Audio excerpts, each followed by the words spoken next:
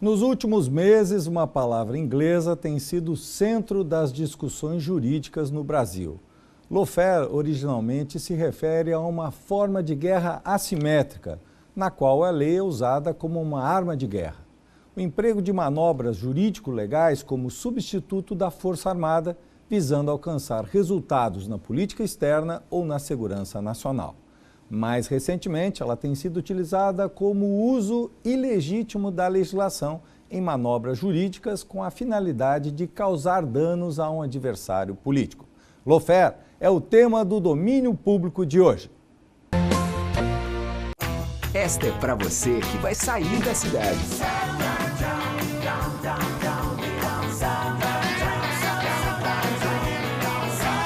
Verão é para se divertir. Passe no Zafari antes de partir. E esta é para você que vai ficar na cidade. It's so good. I open the window and hear the silence without stress. Verão é para relaxar.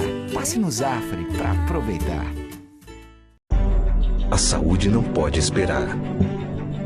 Conheça agora a 5ª edição de um produto que já é referência no país. Chegou o Medplex Eixo Norte.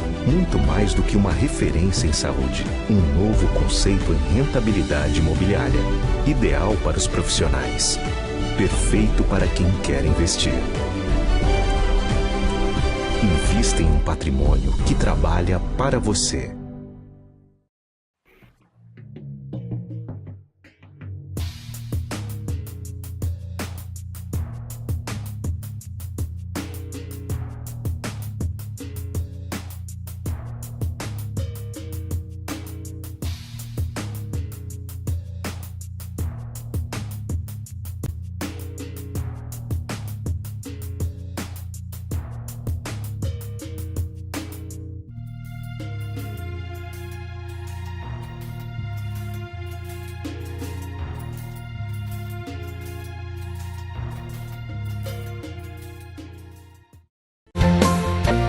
No Domínio Público de hoje são nossos convidados Paulo Petri, advogado, mestre em ciência política pelo Instituto Universitário de Pesquisas do Rio de Janeiro e autor do livro A Judicialização da Política no Brasil, Estudo das Eleições Presidenciais. É também nosso convidado Aury Lopes Júnior, advogado, doutor em Direito Processual pela Universidade Complutense de Madrid. É professor do programa de pós-graduação da PUC do Rio Grande do Sul. É autor de várias obras jurídicas e integra a comissão constituída pelo CNJ, Conselho Nacional de Justiça, para emitir nota técnica sobre o novo Código de Processo Penal brasileiro. Paulo Petri, eu gostaria que você explicasse de uma forma mais didática o que significa Lawfare. Bom, antes de mais nada, Jairo, agradecer o convite para participar do teu programa, ainda mais na presença do professor Aury, que seguramente é um dos juristas mais respeitados do Brasil, o que naturalmente aumenta a minha responsabilidade aqui com o que eu vou dizer. Saudar o público de casa. Eu acho que a abertura que tu fizeste, ela define muito bem essa perspectiva do Lawfare, né? Sobretudo nessa perspectiva de instrumento, né? A utilização dos instrumentos jurídicos, dos instrumentos legais, das leis, como forma de atingir um adversário específico, né? Então, no Brasil, ela é uma experiência, um conceito relativamente novo para o nosso cotidiano, né, no manuseio da identificação dessa ferramenta, mas, como tu disseste, ela traduz essa expectativa entre a lei e a guerra. Por isso é a junção dessa palavra, onde a lei é utilizada como um instrumento de guerra para ferir um adversário específico, né? Eu acho que no Brasil a gente tem, como todos esses conceitos jurídicos que nós buscamos, que a gente acaba adaptando do exterior, ele acaba sendo deformado quando chega aqui no Brasil. Acho que o Lawfare não é um pouco diferente, né? Eu acho que o caso mais emblemático, né, que nós experimentamos recentemente é a questão do processo envolvendo o ex-presidente Lula, onde a sua defesa trouxe, então, esse conceito para dizer, olha, neste caso específico é um caso típico de Lawfare, onde, independente do processo ali desenvolvido, independente do processo que fosse acontecendo, né, da prova apresentada ou não, existia uma identificação de um adversário, por conta do Judiciário e do Ministério Público, a identificação do adversário, no caso o ex-presidente Lula, e a partir dali, utilizando os mecanismos legais para legitimar uma decisão que já era esperada, né? Isso eu não quero dizer se a decisão é correta ou não, isso inclusive pode ser objeto da nossa avaliação, mas esse é o elemento trazido pela defesa. Ou seja, dizer que naquele processo, independente do que acontecesse no transcurso do processo, o resultado já era esperado, porque o presidente tinha sido eleito o objetivo daquele processo e não a interpretação dele enquanto réu, que deveria fazer jus a todos os instrumentos legais, à ampla defesa, ao contraditório, ao exercício regular do direito, para provar a sua inocência ou, no caso, o Ministério Público provar ao final que o presidente era culpado. Então, essa é um pouco essa perspectiva trazida por esse conceito do lawfare e que eu acho que a gente pode aprofundar e fazer uma reflexão mais que deriva, inclusive, para outros fenômenos já conhecidos, como a judicialização da política, como o ativismo judicial, que, na minha opinião, são consequências dessa atuação, dessa ocorrência do lawfare. Doutor Auri Lopes Júnior, claro, esse tema surge com o episódio do ex-presidente Lula, mas quando surge o conceito e em que outras situações internacionais nós já tivemos, né, o emprego, digamos, desse conceito jurídico lawfare? Então, Jairo, primeiro é um prazer estar aqui com você, Dr. Paulo Petri. É um tema que está na pauta do dia, que é muito importante. Eu não me arriscaria a fazer uma precisão de data de nascimento do conceito. Agora, realmente não é um conceito novo e não é uma situação nova. E não é especificamente Brasil, em que pese, como o Paulo falou, existe uma tropicalização quando nós importamos conceitos, né? O Brasil é pródigo em fazer isso, principalmente na área do direito, importa conceitos e categorias à la carte, ao gosto do cliente, e depois faz um encaixe, muitas vezes, a fórceps numa estrutura que não aceita. Isso nós já assistimos já várias vezes, e o próprio exemplo do pacote das 10 medidas anticorrupção, que não eram 10, eram dezenas, que tinham conceitos importados à la carte inadequados, é um exemplo de tropicalização dessas coisas. Também foi distorcido ao extremo, um conceito muito distorcido. Mas, enfim, nós já assistimos esse fenômeno da judicialização da política e da politização do jurídico aqui, esse diálogo, e muitas vezes uma relação incestuosa que se estabelece até entre as duas esferas, que vai dar espaço ao lawfare e vai dar campo de atuação em outros países. Isso não é peculiaridade do Brasil. Me arriscaria a dizer, em histórias mais recentes, a Itália passou por isso no final da década de 80, com a própria Operação Mãos Limpas, que começa chamada como Tangentópolis, que era em cima de um caso de corrupção específico da classe política. Então começou na Itália e depois foi dar um fruto lá na frente com Berlusconi. E também ali se empregou muito esse conceito, até que ponto não se estava se utilizando de processo e de uma estrutura jurídica para perseguir candidatos políticos, para fazer uma perseguição política, para fazer uma destruição política de carreiras, e até que ponto aquilo ali era exclusivamente jurídico. A Espanha experimentou isso no momento que começa com a queda do Partido Socialista e a ascensão da direita na Espanha, se enfrenta pela questão do ETA e do próprio contra-terrorismo, estabeleceu uma discussão muito grande ali de lawfare e de pessoas de grande visibilidade política, de certa maneira sendo vítimas de processo judicial. Então é um fenômeno que acontece, eu até conversava com o Paulo antes, e a área política é muito mais dele do que minha, mas me parece um pouco sazonal. Conforme você tem uma conjugação de fragilidades políticas, você vai maximizando o judiciário, e eu não sou a favor disso. Eu acho que é uma ilusão, as pessoas se iludem muitas vezes com essa questão do problema político. Brasil, típico. Eu sempre digo, o problema da política tem que se resolver pela política e não pelo jurídico. No momento que você faz essa relação, o jurídico como grande salvador da pátria, você pode muitas vezes alimentar e criar um monstro que é uma maximização do poder judiciário, e você tem hoje, até no caso Brasil, daqui a pouco você tem lá o juiz determinando como é que o executivo tem que pautar a sua conduta, o juiz determinando como é que se faz o processo legislativo, e isso não só fere um conceito basilar de separação de poderes, mas não é só uma questão de separação formal de poderes, isso é fundamental para a democracia. Você tem esferas claras de poder, sistema de freios e contrapesos e um controle onde cada um tem o seu espaço de poder, de atuação e de legitimação, porque a legitimação do político é uma, a legitimação do jurídico é outra. Quando você faz essa simbiose, as coisas ficam complicadas. Então, enfim, nós estamos assistindo hoje no Brasil, e o Paulo trouxe a questão Lava Jato e o julgamento Lula como um pano de fundo. Talvez daqui a 20 anos a gente esteja vivo, se Deus quiser, né, para sentar e discutir o que é esse momento. Como é que foi esse momento Brasil? Até que ponto esse processo, que tem uma máscara, uma cara de processo judicial, não se prestou, sim, a uma perseguição política, a uma neutralização de partidos ou de pessoas? Até que ponto nós avançamos muito na questão da judicialização? E principalmente, para encerrar essa fala rápida, ninguém está aqui defendendo impunidade. Eu sempre digo o seguinte: punir é necessário, punir é civilizatório e democrático. A questão a saber é quem punir, como punir e o que punir. Essas são as 3 grandes perguntas. E para isso você tem que respeitar a regra do jogo. Paulo Petri, ninguém está acima da lei, mas o que hoje preocupa é essa seletividade, né? A celeridade para alguns, a lentidão para os outros, e a lentidão ajuda inclusive a manter a impunidade, né? Como é que tu vê essa questão e como é que isso caminha aí para a questão da judicialização? Essa questão que o professor Auri coloca dos fins justificando os meios, eu acho que está no centro dessa abordagem, ou seja, se identifica a quem punir e a partir daí se criam regras próprias para que se chegue ao objetivo final, que é uma condenação de X, Y ou Z, né?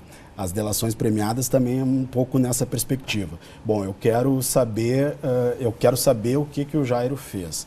Aí eu vou lá e pego o Auri e o Auri diz, não, eu sei sobre o que o Paulo fez. Não, mas me interessa saber o que o Jairo fez. E aí, enquanto o Auri não falar o que o Jairo fez, não sai a delação premiada. Então, e não importa o que o outro fez. Não importa o conteúdo, não importa se ele tem alguma coisa para falar sobre a pessoa ou não. Aí vai fazendo um certo direcionamento ali que, na verdade, não é a busca do fato, né? É a condenação específica de A ou B. Então, esse é um problema.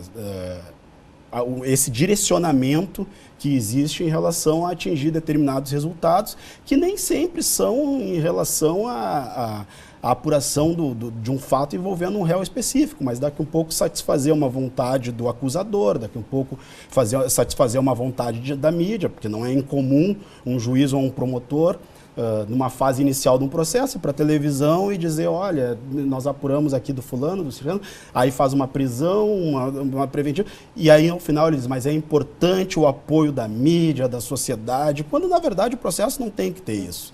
Né? Não necessariamente tem que ser o apoio da mídia ou não, porque aí a mídia também pode se posicionar em favor de um réu ou outro, mas não é isso que ao final, ao fim e ao cabo, acaba vendendo o jornal. Né? E eu só queria pegar uma abordagem sobre essa questão da judicialização da política, para a gente verificar que ela também não acontece só nessa esfera criminal, na esfera penal. Né?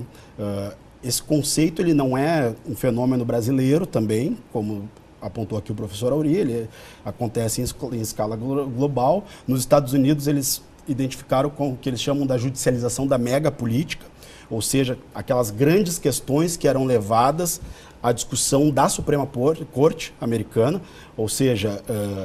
questões de saúde, consumidor... Utilização das células-tronco, etc.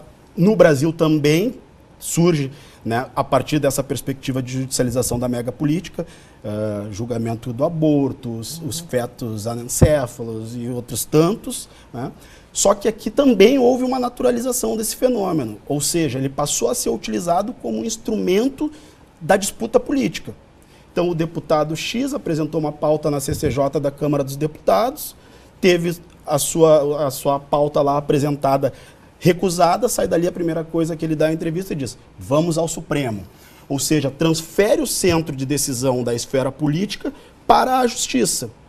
E aí, isso nós conversávamos aqui um pouquinho antes, eu dizia o seguinte, quando a classe política utiliza a justiça, utiliza o fenômeno de judicialização como instrumento da sua disputa e transfere toda e qualquer decisão para o judiciário, e aí vai criando as deformações, que é um promotor lá do interior do Rio Grande do Sul dizendo o que o prefeito deve fazer, e aí o juiz vai, né, assina um termo de ajustamento de conduta, a fórceps, necessariamente o prefeito não sabe se vai conseguir cumprir, mas assina para tirar o promotor ali do pé dele, pelo menos naquele momento, e aí vai criando um efeito cascata. Mas quando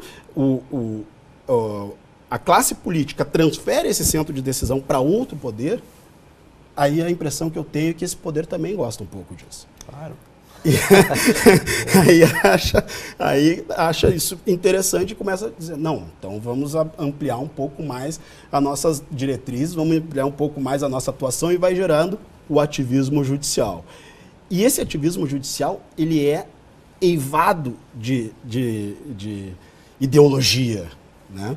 Ou seja, ele não vai transparecer ali simplesmente a necessidade de regular o direito, de exercer determinado direito. Ele vai se flexibilizando ao gosto de quem está operando aquela ferramenta. Então, o promotor vai fazer uma delação premiada e diz, olha, tu não pode frequentar o lugar o X ou o Y. Onde é que está isso na lei? Não está. Mas ele vai lá e vai dizer que o cara não pode. E o juiz, a mesma coisa, vai criando um efeito que é completamente perigoso. Doutor, esse processo de substituição, né, da política pela justiça, nós vemos aí quer dizer, não tem como ganhar no campo, vai para o tapetão, né? Quer dizer, essa judicialização, isso não há um risco, porque a democracia tem um equilíbrio também entre os poderes, né? Nós temos aí uma hipertrofia, né? No caso agora do judiciário, nós já tivemos no Brasil do executivo, durante os governos militares, né? E nós estamos vivendo agora um momento de fragilidade, tanto do executivo como do legislativo. O que o Dr. Paulo Petry falou, ele foi em várias questões que são nevrálgicas, que dariam, das várias questões, cada uma daria um programa, sabe? Mas as pessoas precisam ter consciência da complexidade disso tudo e, principalmente, vamos começar por uma fala tua que é muito importante, o juiz é um juiz no mundo. O promotor é um promotor no mundo. Não existe um juiz neutro, nem um promotor neutro, nem ninguém que está nos assistindo agora é neutro. Essa neutralidade não existe. Todos nós somos seres ideologicamente carregados. Podemos até não assumir, o que é uma imaturidade. A maturidade é quando você assume.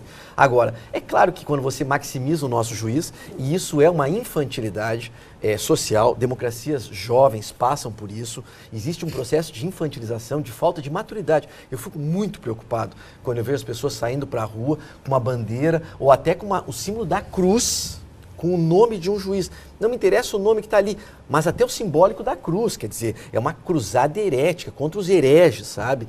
Isso nos remete a um simbólico de inquisição, nos remete a um salvacionismo. Às vezes eu fico muito preocupado com democracias jovens por essa falta de maturidade e essa crença que vai haver um salvacionista, de que a Lava Jato vai nos salvar, de que o Dr. Sérgio Moro vai nos salvar. Não. Ou de que o juiz, São Sebastião, ou de que o juiz vai salvar. O problema é, e agora já tomando uma outra questão que também o Petry falou muito claramente, não é só na esfera penal, mas em várias outras, você tem essa contaminação do jurídico no político, às vezes até por incompetência política. Nós também precisamos fazer a nossa culpa, a meia-culpa, que a esfera política deslocou o espaço de decisão, deslocou o centro da decisão por culpa política. Até os políticos, e muitas vezes, criaram esse maxi-juiz, esse pai salvador da pátria. Mas também isso habita o inconsciente coletivo, sabe? O juizão é o nosso grande pai social, quando na verdade ele é apenas um ser no mundo. Então nós temos esse deslocamento que é perigosíssimo. E aí vai lá o juiz e determina, não, na fila do transplante agora o Paulo Petry vai ser transplantado. Bom, mas parece só um pouquinho, tem uma fila, tem um estabelecimento de prioridades. Eu, por exemplo, o médico responsável por aquilo, dizer, ok, então o Jairo, que era o primeiro da fila, vai morrer porque o juiz determinou que o transplante vai ser no Petry. Nós estamos trabalhando com um critério aqui médico, clínico, de diagnóstico severo e complexo, e vem uma decisão. Nós não podemos fazer isso a golpe de decisão.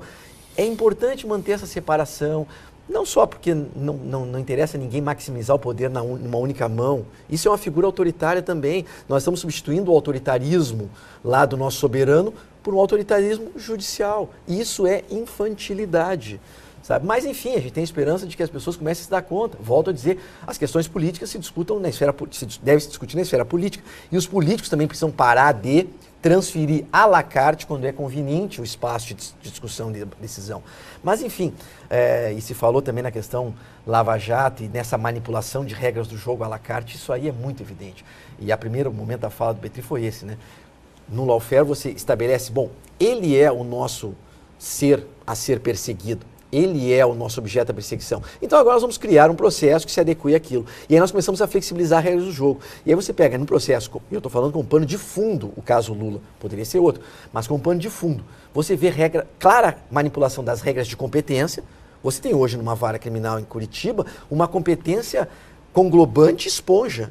Eu conheço, eu não posso falar sobre isso, tem uma questão ética, mas juridicamente o Dr. Sérgio Moro às vezes recorre a processo banestado que tem lá 15 anos atrás, para justificar uma delação que o CEF fez no Banestado para fixar a competência dele para um caso de hoje. Quer dizer, é uma distorção de regras de competência total, uma questão de contaminação e de pré-julgamento. Só para encerrar essa fala, as pessoas precisam compreender que quanto mais envolvido um juiz estiver na fase pré-processual, com prisão, busca e apreensão, interceptação, é óbvio que ele está antecipando o julgamento. E é o imenso prejuízo que decorre dos pré-juízos. A Europa inteira sabe disso, desde o caso Piersac, Decubra, 82, 84. Na Europa, o que se diz? Juiz contaminado é um juiz prevento que não pode julgar. No Brasil, o juiz contaminado é o prevento e é o que vai julgar. Eu, há 4 anos atrás, resgatava essa semana, escrevi um artigo no Conjur sobre quem vai julgar a Lava Jato. Quando começou, eu já sabia quem é que ia julgar, mas eu já mostrava ali por que não podia ser ele a julgar, pela imensa quantidade de preconceitos de julgamentos já feitos. Quer dizer, não há originalidade cognitiva. Ele já entrou no processo, você já está condenado, entendeu? Pelo imenso conjunto de pré-decisões que ele já tomou. Ô Petri, essa questão da lawfare também ela não pode ter um outro resultado, veja, também um certo engessamento também do Poder Judiciário, no sentido de uma proteção, digamos, para quem é da política, porque ao mesmo tempo que há essa questão da perseguição, há também uma certa intimidação do juiz. Esse excesso dos dois lados, né, não pode levar também a um certo amordaçamento do Poder Judiciário? Em tese, eu te diria que sim, mas eu não creio que é isso que nós estamos passando no Brasil. Né? Pelo contrário, pelo menos nessa quadra da história, o que eu identifico é que para os juízes pode quase tudo. Né? Então, qualquer crítica, e infelizmente de vez em quando os próprios advogados caem nessa armadilha, de qualquer crítica feita a uma decisão ou qualquer crítica feita a um magistrado, é encarado como uma crítica à justiça, quando na verdade não é. Eu acho que o advogado tem justamente essa missão de questionar decisões, de questionar julgamentos. O que me preocupa muito mais do que como os juízes vão se comportar, porque eu acho que no Brasil essa liberdade aos juízes, pelo menos, ela existe. Está vista aí o que o professor Auri acaba de dizer, ou seja, um juiz ele participa da instrução e do julgamento como se fosse a maior naturalidade do mundo. E aí nós nos deparamos com esses casos, pelo menos esses casos mais notórios, de saber o resultado no final. O processo começa, mas o senso comum, o meio jurídico, todo mundo já sabe qual vai ser o resultado.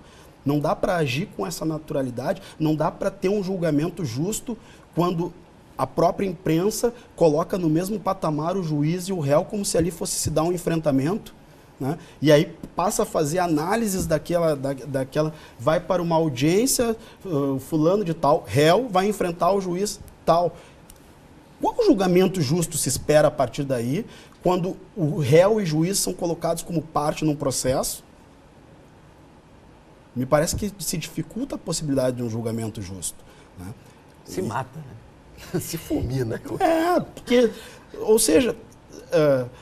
Teve até no caso, a gente falando muito do caso Lula aqui, mas enfim, pode ser aplicado a muitos outros, né? Talvez o caso Lula porque seja mais público e nós advogados a gente acaba tomando cuidado para não particularizar uma discussão, né? Mas quem esperava um resultado diferente do julgamento do ex-presidente Lula? Tanto pelo juiz Sérgio Moro quanto aqui no TRF, né? Todos esperavam o resultado que aconteceu. Talvez em maior ou menor intensidade, né? Talvez aqui uma coincidência gigantesca de 3 desembargadores fixarem exatamente a mesma pena, mas todo mundo esperava aquele resultado. Podemos ter esperança, doutor Auri, para nós fecharmos? Precisamos, né? Nós precisamos ter esperança e agora eu digo, a questão da esperança é importante. Eu sou professor, eu me acordo de manhã, às vezes 6h30 da manhã ou 4h30 da manhã para dar aula fora daqui. E eu penso, por que eu estou me acordando às 4h30 da manhã para isso? Aí eu chego na sala de aula, eu chego numa palestra e digo, por esperança, de que eles façam as coisas serem melhores, porque nós estamos indo por um caminho equivocado. A minha esperança é exatamente que se construa uma nova visão de espaços políticos, judiciários e de executivo, que se respeitem as esferas, que se compreenda o papel do juiz, o espaço do juiz, mas o papel do executivo e o papel do legislativo, que a gente tenha maturidade para lidar com isso, que nós consigamos sobreviver a isso que está. Estamos assistindo agora, hoje, Rio de Janeiro, intervenção federal. Isso não deixa de ser um intervencionismo muito preocupante. muito preocupante. E também daqui a pouco vem uma questão, será que o Supremo não pode suspender essa intervenção? Porque hoje o Supremo suspende o que ele quiser. O indulto natalino sempre existiu. Sempre existiu. Podemos não concordar com um espaço maior, mas desde quando uma decisão monocrática de uma ministra pode suspender aquilo? Aí disseram, porque vai gerar impunidade. Mas parece um pouquinho, o presidente dos Estados Unidos, se ele quiser perdoar alguém que está no corredor da morte, ele perdoa o cara. E vão dizer que isso coloca em risco a democracia? Claro que não. Queremos então agradecer a presença dos nossos advogados, Paulo Petri e também do Dr. Auri Lopes Júnior, que nos trouxeram luzes sobre o debate de lawfare. O Domínio Público fica por aqui, nós retornamos na próxima semana. Deixe as suas sugestões, ideias, propostas para debate no nosso programa nos nossos canais das redes sociais. Muito obrigado e até lá!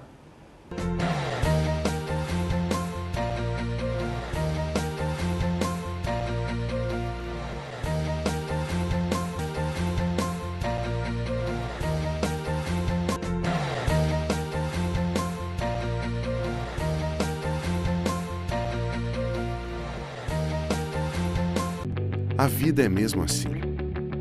Escolhas contínuas que nos levam a diferentes caminhos. Antes que você decida, deixe-nos apresentar. Andamos de olhos sempre atentos para o futuro. Acreditamos que a mudança no mundo começa nas nossas atitudes, mas sabemos que não estamos sozinhos. Somos o que impactamos. Somos o mundo. Somos La Salle. Esta é pra você que vai sair da cidade.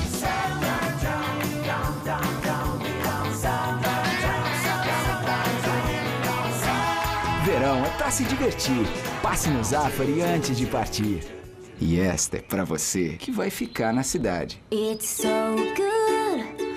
I open the window and hear the silence without a stress. Verão é pra relaxar. Passe no Zafari pra aproveitar. Para nós, auditores fiscais da Receita Estadual do Rio Grande do Sul, a sociedade gaúcha está em primeiro plano. Por isso, trabalhamos para buscar recursos para o Estado investir em saúde, segurança, educação e infraestrutura. Conte sempre conosco. Sindifisco RS, auditores fiscais no combate à crise do Estado.